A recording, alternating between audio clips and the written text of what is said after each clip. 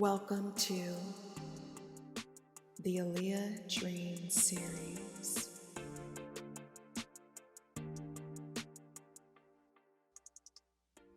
So you asked these questions and you were able to actually sit, meditate, and do some work and get some revelations to some of those questions that you had. So let's start interpreting some of those. In your dream, you said she was disheveled, suppressed. Why was Aaliyah sad? There were two major things. And the first was the aftermath of that whole R. Kelly situation. She had, in the public, moved beyond it and was doing her own thing.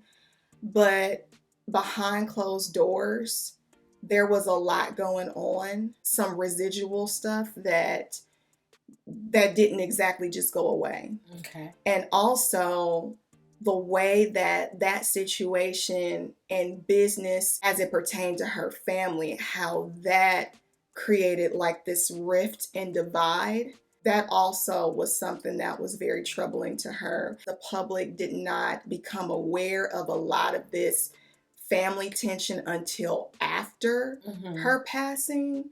But there were definitely some things that were happening before she did. It's funny that you mentioned the aftermath of the R. Kelly situation because that is a part of how a lot of us were introduced to her. But I did know that sometimes when you're in relationships, you don't feel the way that public may necessarily feel about your relationship. So how did Aaliyah feel about R. Kelly? I later learned, since having this dream, that Aaliyah was a Capricorn, and I never knew that. So me being a Capricorn myself, I was like, oh my gosh, she's a Capricorn sister. I understand you. So what came through was that she was focused on her career. You have to understand, as a young, impressionable girl, because that's when she met him, she wasn't thinking about being with some older man. Aaliyah wanted to be a star. She wanted to be a singer. So she felt like this connection could possibly help further her. He was the one who was preying on her to do other things. But that wasn't initially in her mind. She wasn't trying to hook up with him to become an item. You know, when you're that young and you're introduced into a world like that, you kind of go along with what is presented to you from especially adult figures. So she thought that it would be something that could potentially further her career.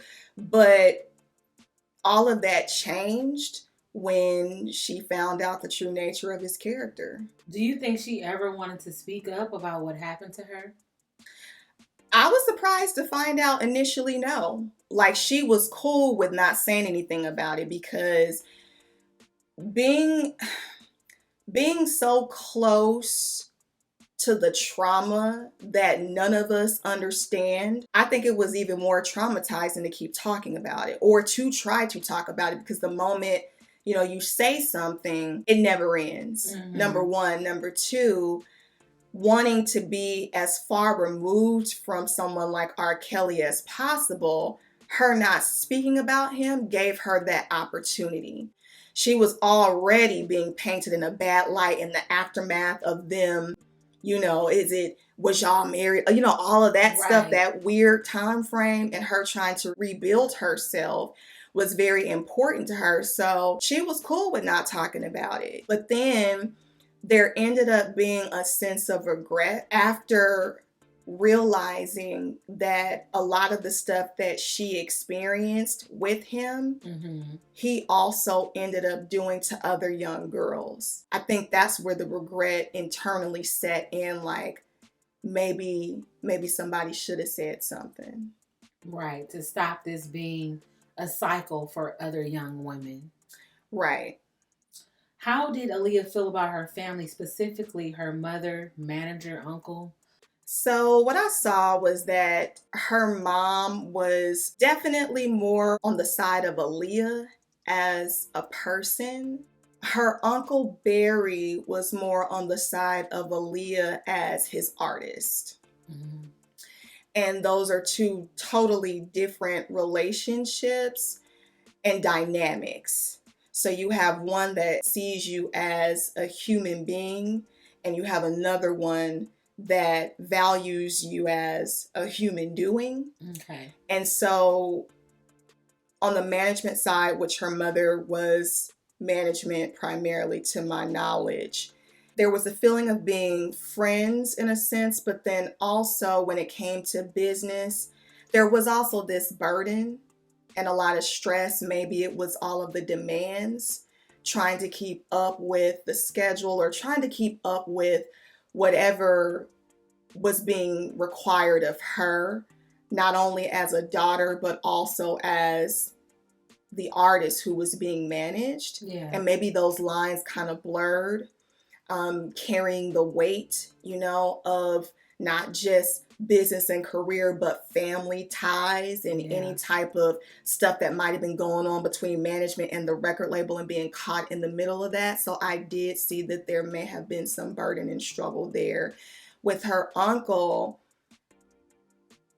unfortunately, with that situation, a feeling of being trapped. Not feeling free to really explore and do other things that she wanted to. She was the person who was the breadwinner. And so just being heavily contractually obligated made it very difficult for her to really spread her wings. I mean, she was in a certain sense, but not to the degree that she may have wanted when it came to like her acting career, anything else outside of those ties to music. Right. Yeah. You have to still think that they still love and care for her. Absolutely. So why wouldn't her family speak up about what happened to Aaliyah in her younger years? First of all, we now are living in the era of social media. And back then in the 90s, there wasn't this entitlement that the fans had to know every little bit of detail that was going on in your life. If you didn't want to talk about something, you were allowed to be a celebrity and not talk about it and not share all of your life. Now, it didn't mean that people weren't circulating with questions, because everybody was, but I think it was more so you don't have anything to explain that you aren't talking about. Right. So there was that. I think also there was a lot of legality in place. You don't talk about X, Y, and Z because it's been settled in court. Probably undoubtedly some NDAs. And I think other people who are close that know them and maybe understand the situation from a legal perspective, or just them as people respect the boundaries. Like, it's already a fragile enough situation. Mm-hmm. So nobody really wants to poke the bear or be disrespectful or risk blurring those lines from a legal perspective as far as what to talk about and what not to talk about. Yeah, that makes sense. That makes sense. And really not wanting to taint or add even to the story even more. Right. To allow, as they say, the situation to rest in peace. Yeah. Rest in honor. Yeah. That being said, and the issues that they basically had surrounding what happened, is that a reason why you feel like a lot of Aaliyah's music hadn't been freely released?